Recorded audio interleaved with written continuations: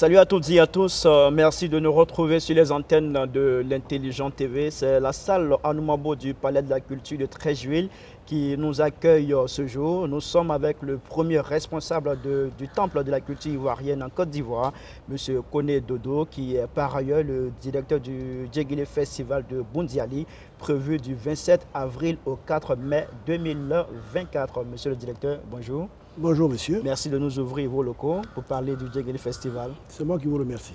Alors monsieur le directeur, dites-nous comment vont les préparatifs du Djegile Festival qui sera sa 8e édition cette année? Mais les préparatifs se passent très bien parce que vous savez que nous avons l'habitude de travailler silencieusement. Et chaque fois que vous y allez, je crois que vous avez déjà été au Djegile Festival, vous voyez un peu comment les choses se passent. Cette année, nous allons essayer de faire mieux. L'objectif, c'est d'améliorer d'année en année ce que nous faisons. Et c'est cela qui est le plus important. Alors, monsieur le directeur, le Djegile, c'est un modèle de balafon. Vous avez décidé de lui dédier un festival.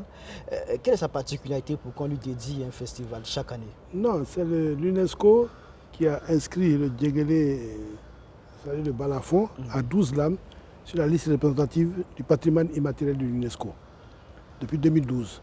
Donc, c'est une commission conjointe qui en a fait la demande. C'est le Mali, le Burkina et la Côte d'Ivoire qui ont souhaité que ce balafon qu'ils ont en commun soit inscrit sur la liste représentative du patrimoine immatériel.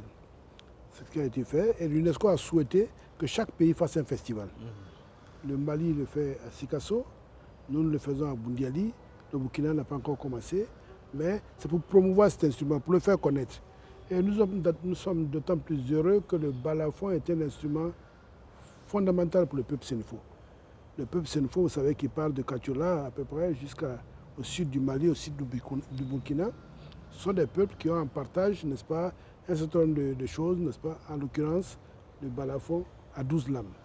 D'accord, c'est bien noté. Alors, qu'est-ce que ce festival apporte réellement à Boundiali, notamment à la région de la Bagoué, au-delà du volet festif qu'on connaît avec les concerts géants? Non, il est important de savoir que entretenir notre culture, faire la promotion de notre culture est quelque chose de très très important. Et le Djegile, en particulier à Boundiali, sur le plan économique, c'est plus de 500 nuitées lors du Djegile Festival, donc les hôteliers sont heureux. C'est plus de 1500 repas, les restaurateurs sont contents et c'est des groupes de balafons venus d'un peu partout du nord de la Côte d'Ivoire qui viennent, n'est-ce pas, se produire à Boundiali. Ils ont un cachet et c'est très bien pour l'économie de cette industrie naissante du balafon. Donc sur ce plan-là, ça participe aussi très puissamment à la notoriété de la ville de Boundiali et du nord en général. Parce que maintenant, je suis heureux que quand je voyage un peu partout, on me dit, et votre balafon, et votre festival. Je dis, bon, le Djegile Festival. Je dis, comment vous savez? Sur Internet. Évidemment, on a beaucoup de journalistes qui font des choses sur Internet. Il y a aussi que TV5, depuis l'année dernière, nous fait une campagne d'environ 20 millions, qui va commencer le 16 dans cette année. Et la RTI fait le maximum de choses qu'il y a à faire. Et toutes les télés, l'Intelligent TV fait ce qu'il peut faire. Donc, je pense que vous contribuez tous à la promotion de cet instrument, qui est un instrument, j'allais dire, un guillemets, sacré pour le peuple sénéfo. Parce qu'à la naissance, il y a le balafon, comme je le dis toujours. On danse, on est heureux qu'il y ait un enfant. Et quand il y a un mariage, le balafon est là pour égayer les convives. Les convives. Au champ, le balafon est là pour encourager les gens à labourer de façon vigoureuse. Quand il y a un décès, le balafon est encore là. Le balafon ponctue la vie du peuple sénéfo, de la naissance à la mort. Donc on ne peut même pas détacher le balafon du sénéfo. C'est notre vie.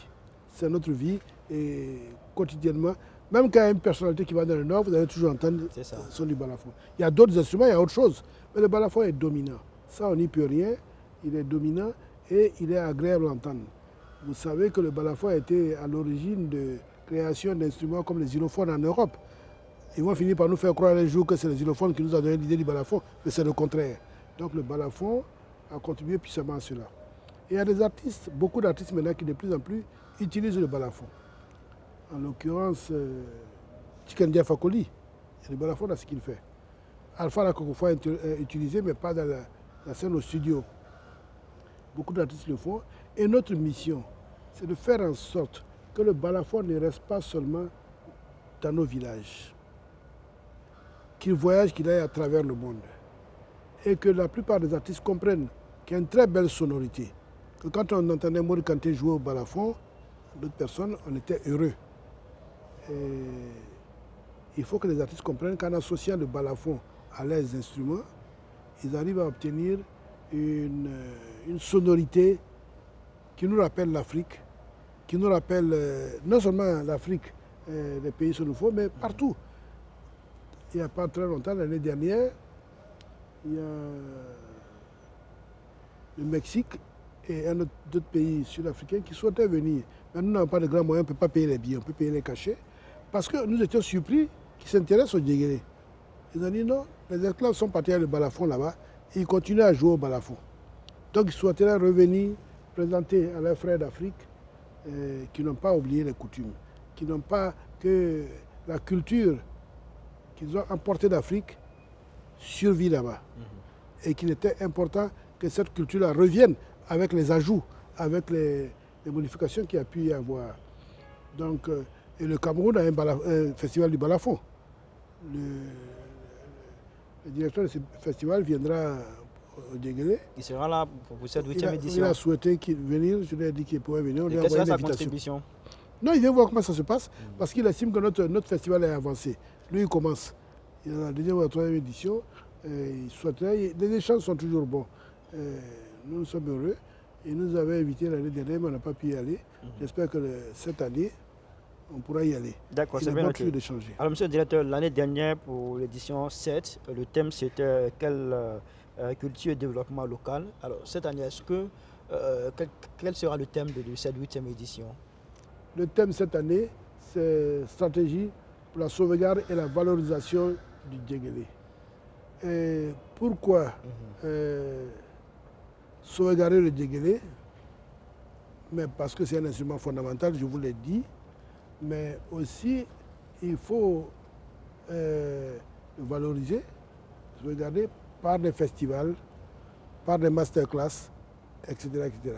Donc valoriser est très important, c'est-à-dire l'exposer, le mettre en avant pour que les uns et les autres sachent que c'est un instrument important que nous utilisons. Il y a aussi certains ajouts.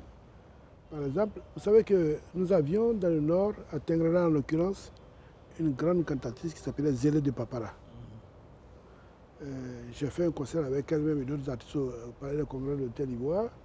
C'était, je crois, en 95. Vous étiez très jeune, peut-être en train de chercher à marcher. Donc, elle est décédée avant que je puisse rentrer en studio parce que sa case s'est écoulée sur elle. Et la presse a fait beaucoup d'écho de cela. Et ça fait 30 ans qu'elle est décédée. Et les étudiants, le professeur Bassimori de l'université et 2 autres collègues vont faire un colloque à l'occasion du Djegélé Festival sur Zélé de Papara, pour que les jeunes connaissent mieux Zélé de Papara.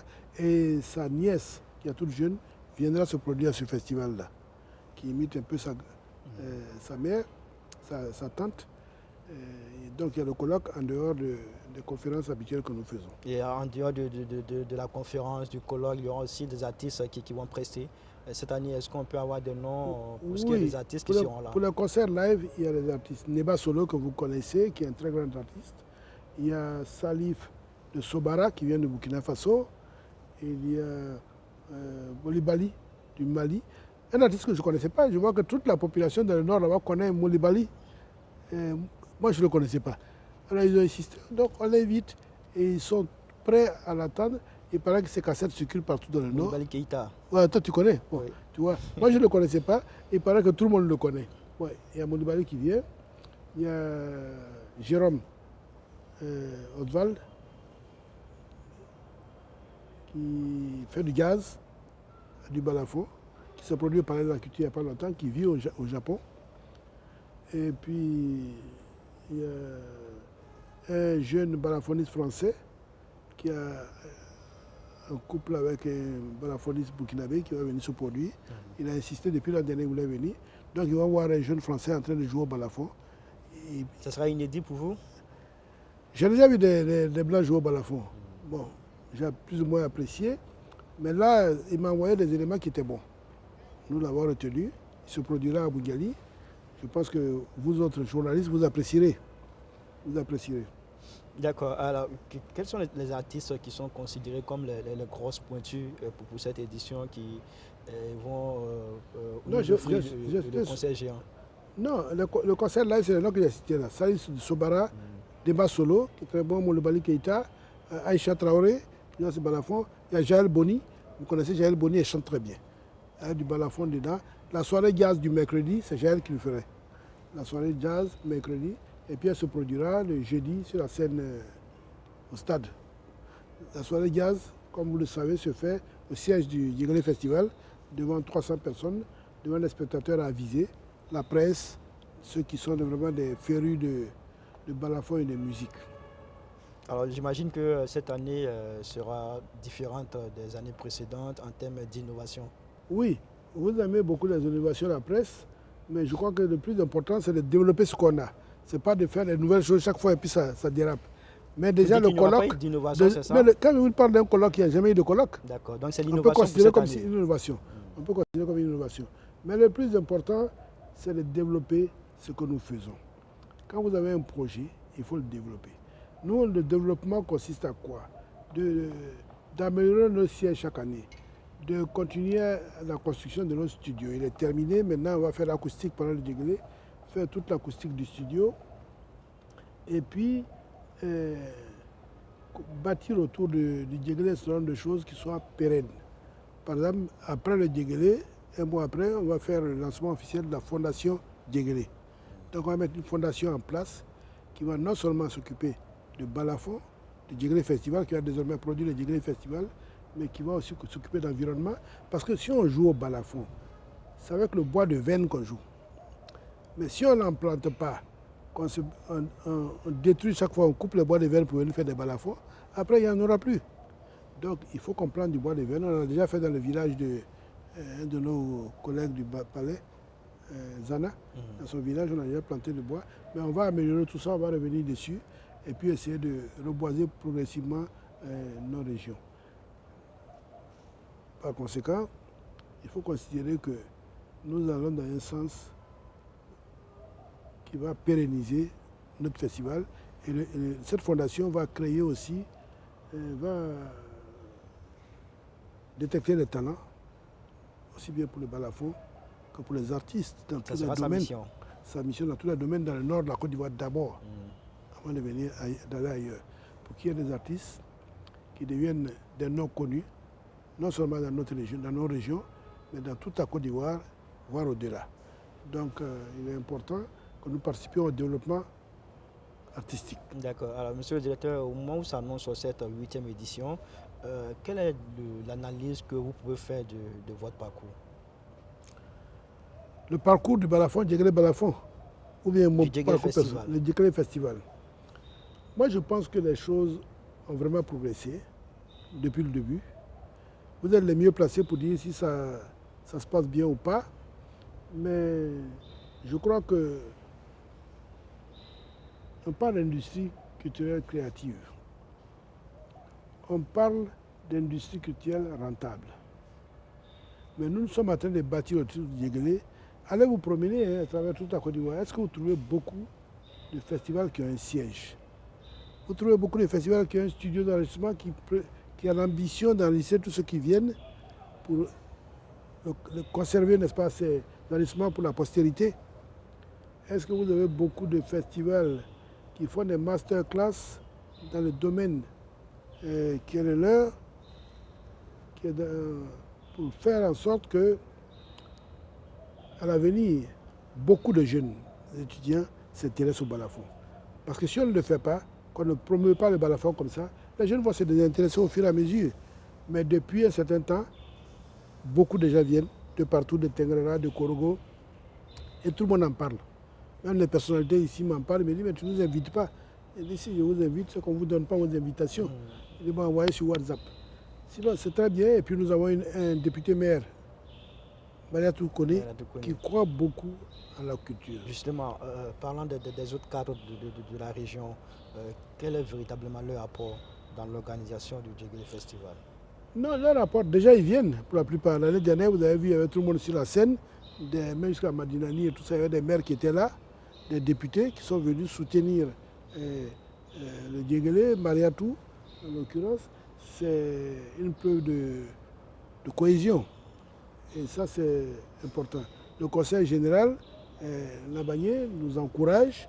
Je pense qu'il va très bientôt nous apporter la contribution qui est nécessaire, même s'il ne le fait pas cette année. Il n'était pas président du Conseil. Et c'est quoi cette contribution pour vous? Matérielle et financière.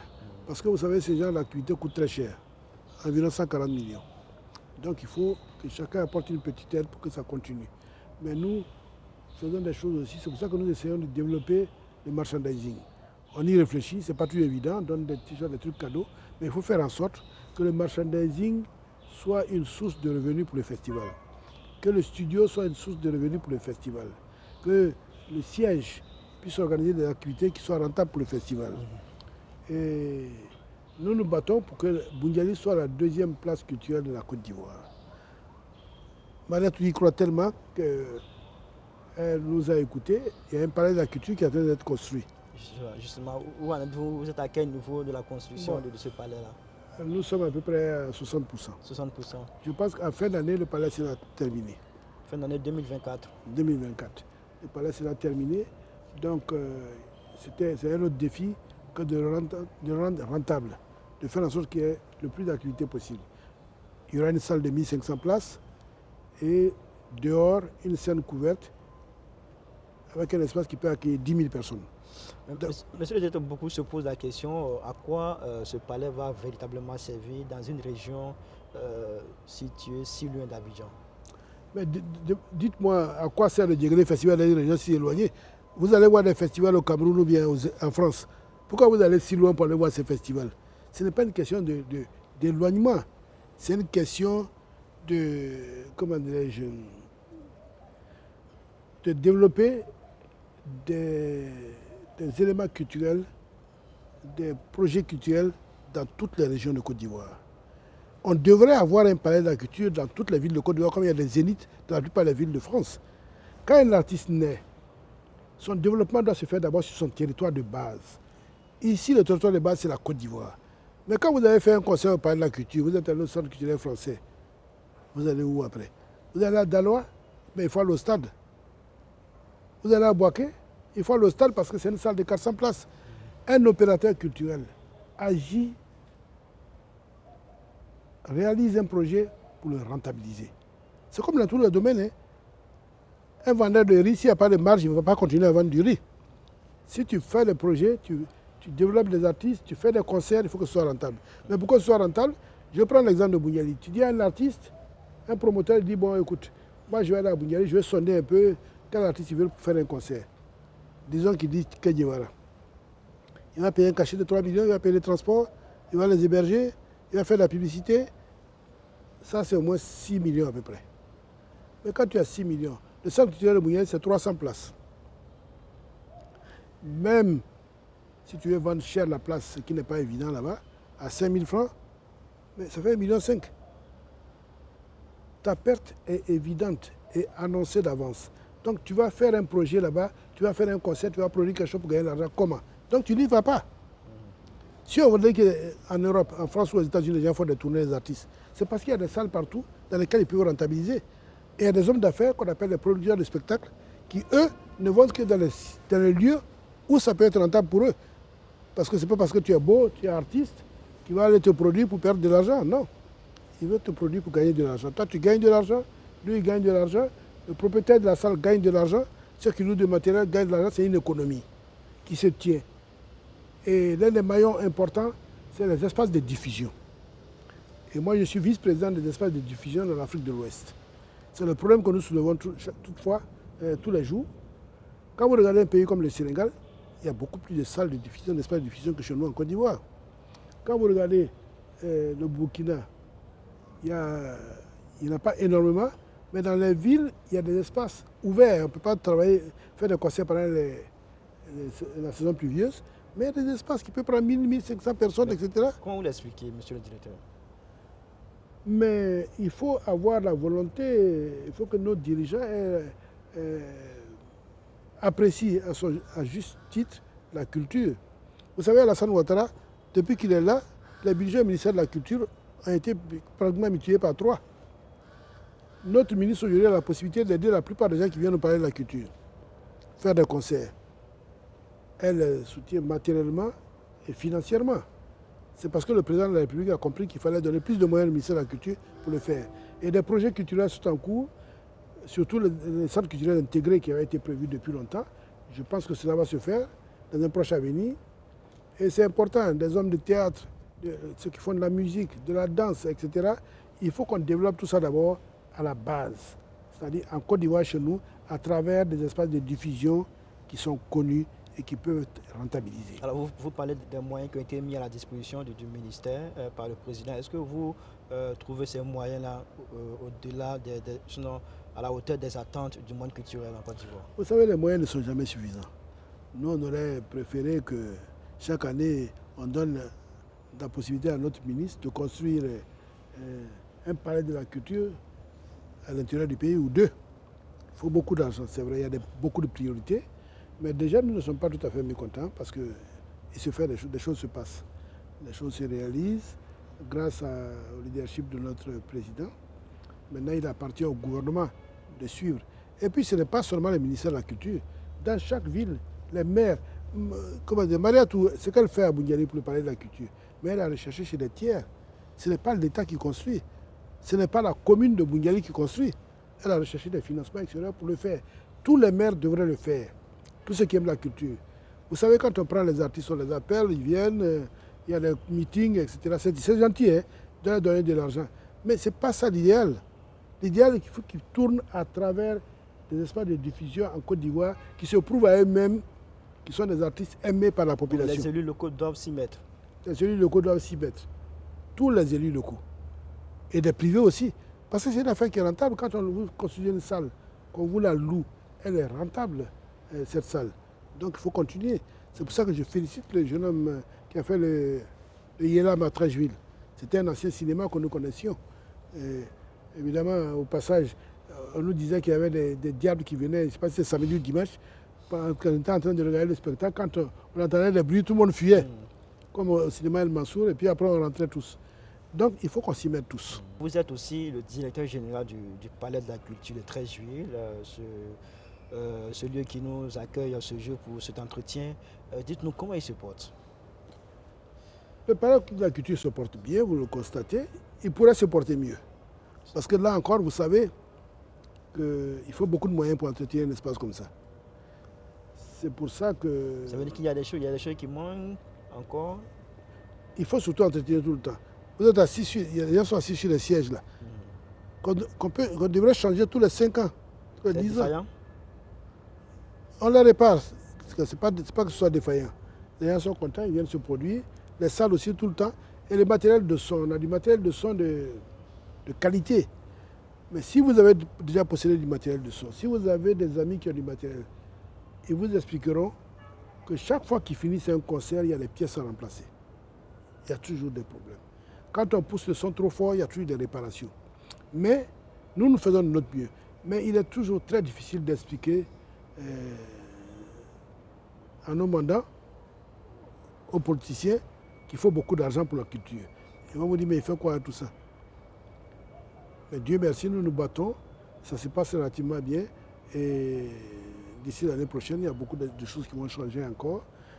Nous sommes heureux de vous dire que cette année, en 2023, nous avons fait 190 activités, ce qu'on n'a jamais fait au Palais de la Culture. 190, et nous avons passé le cap d'1 milliard de chiffre d'affaires.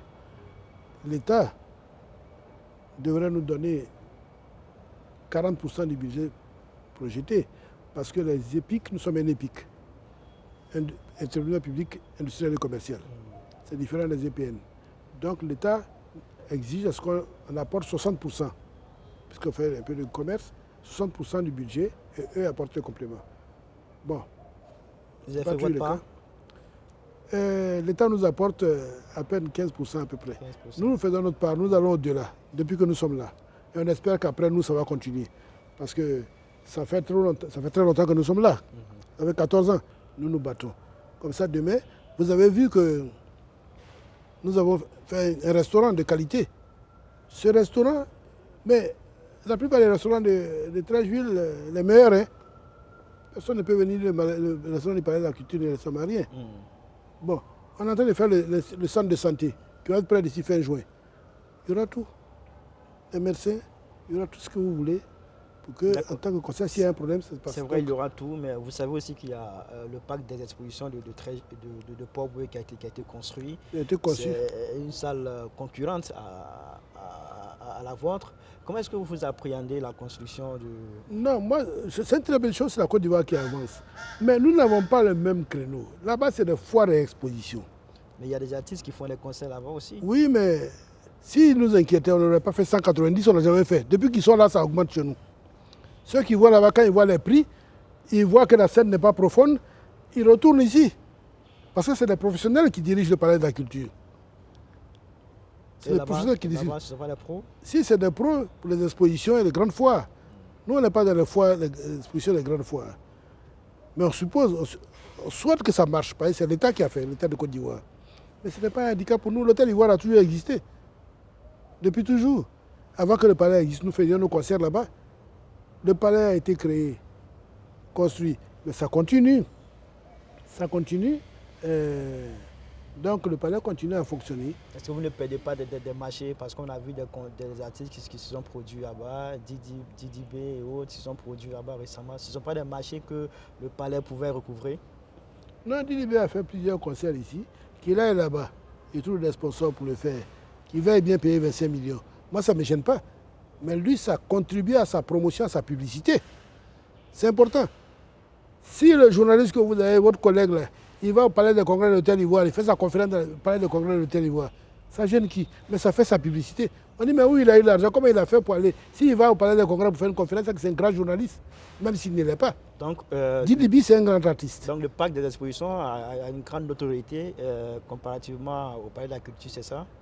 Non, ça veut dire que ce n'est pas une question de grande notoriété, parce que la notoriété ne peut pas être supérieure à celle du palais de la culture en 2 ans. Quand vous voyagez partout en Afrique, le palais de la culture, on connaît. Le centre des expositions, moi je suis avec les promoteurs tous les jours, hein, mais ils ne connaissent pas. Je leur en parle toujours, parce que c'est très beau. Parce qu'il y a des foires, il y a un espace d'exposition vers la résidence du président là-bas, vers le golfe. Et ça ne pouvait pas, ce n'était pas permanent. Maintenant, on a un centre des expositions, c'est permanent et c'est très bien.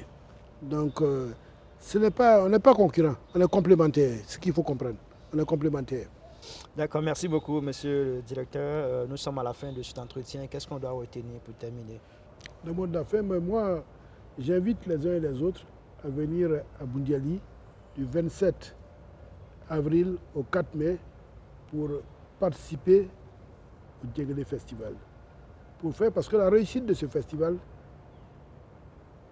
dépend de chacun de nous. Ceux qui viennent, les journalistes, les spectateurs, etc. Ensemble, nous arrivons à construire un festival qui a une notoriété mondiale. Pour le moment, notre festival grandit. Il grandit d'année en année, grâce à vous tous. Et nous espérons que cette année encore, tout le monde repartira satisfait et nous fera des suggestions pour le développement futur. Merci beaucoup, monsieur le directeur. Merci à toutes et à tous de nous avoir suivis. À très bientôt sur les antennes de l'Intelligent TV. Au revoir.